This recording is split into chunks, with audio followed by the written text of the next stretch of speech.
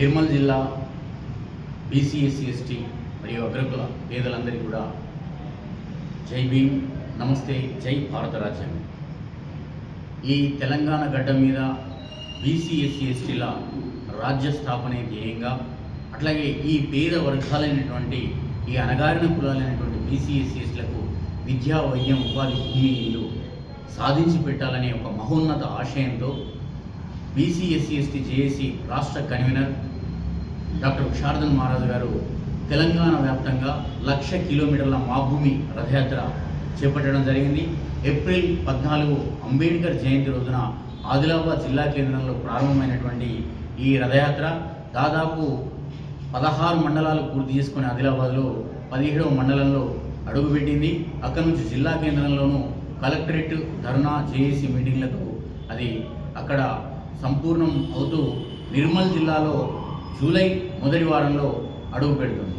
అందుకే నిర్మల్ జిల్లా ప్రజలారా, ప్రజాస్వామికవాదులారా, బీసీ ఎస్సీ ఎస్టీ అణగారిన వర్గాల ప్రజలారా, ఇది మన కోసం, మన బిడ్డల భవిష్యత్తు కోసం, మన అందరి కోసం జరుగుతున్న ఒక మహారథయాత్ర.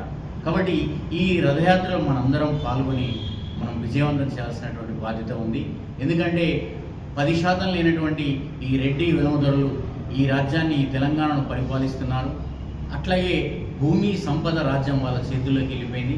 కానీ 90% ఉన్నటువంటి మన బీసీ ఎస్సీ ఎస్టీలను కేవలం ఓట్లు వేసే బానిసలుగా మాత్రమే మరి తయారు చేస్తూ ఉన్నారు. అందుకని ప్రభుత్వ సంక్షేమ పథకాలు అందట్లేదు, విద్యా, వైద్యం, ఉపాధి అందట్లేదు, చేతి నిండా పని దొరకట్లేదు.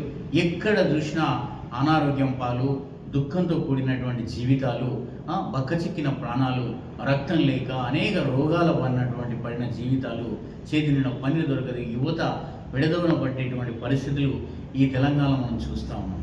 ముఖ్యంగా ఉమ్మడి ఆదిలాబాద్ జిల్లా అనేటువంటి ఆదిలాబాద్ జిల్లా అనేది ప్రభుత్వం, నిర్మల్ కానీ ఆదిలాబాద్ ప్రభుత్వానికి ఒక డిటాచ్ అయినట్టుగా కనిపిస్తూ ఉంటుంది. ఈ తెలంగాణలో విసిరి పారేసినట్టుగా ఉంటుంది.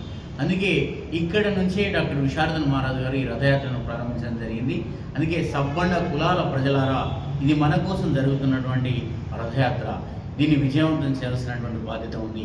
ఇక్కడ ఓటు చైతన్యం, రాజకీయ అక్షరాస్యత, దాంతోపాటు రాజ్యాంగ విలువల్ని నేర్పడంతో పాటుగా ప్రజా సమస్యలు తెలుసుకొని డాక్టర్ విశారదన్ మహారాజ్ గారు గ్రామాన ప్రజల్లో ఉన్నటువంటి సమస్యలు, అసలు ఏం జరుగుతుంది ప్రభుత్వ కార్యాలయాల్లో, ప్రభుత్వేతర కార్యాలయాల్లో, మరి అవి జవాబుదారీతనంగా ఉన్నాయా, ప్రజలకు లేవా అని, ఆ ప్రజల యొక్క సమస్యల్ని, ఇల్లు లేవా, భూములు లేవా, అసలు ఎవడు అన్యాయం చేస్తూ ఉన్నాడు, ఎవడు ఈ పేదల భూములు కబ్జాలు చేసుకుంటున్నారు, ఇట్లా అనేక రంగాల్లో ఉన్నటువంటి సమస్యలన్నింటినీ కూడా వినతి పత్రాల రూపంలో తీసుకొని కలెక్టర్లకి ఆ యొక్క సమస్యల్ని విన్నవించి వాటి ద్వారా ముఖ్యమంత్రికి పంపడం జరుగుతుంది. 3.5 సంవత్సరాల పాటు జరిగేటువంటి ఈ రథయాత్ర తర్వాత సీఎం రేవంత్ రెడ్డితోటి ఈ యొక్క పరిష్కారం చేయాలని అన్ని జిల్లాల సమస్యల్ని అక్కడికి తీసుకెళ్లడం జరుగుతుంది.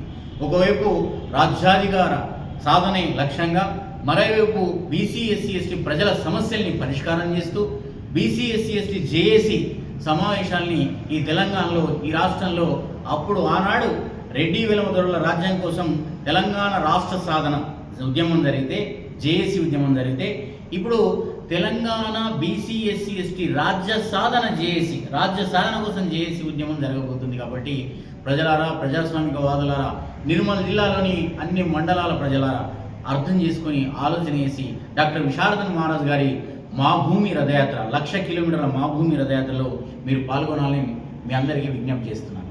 Thank you. 1 and all.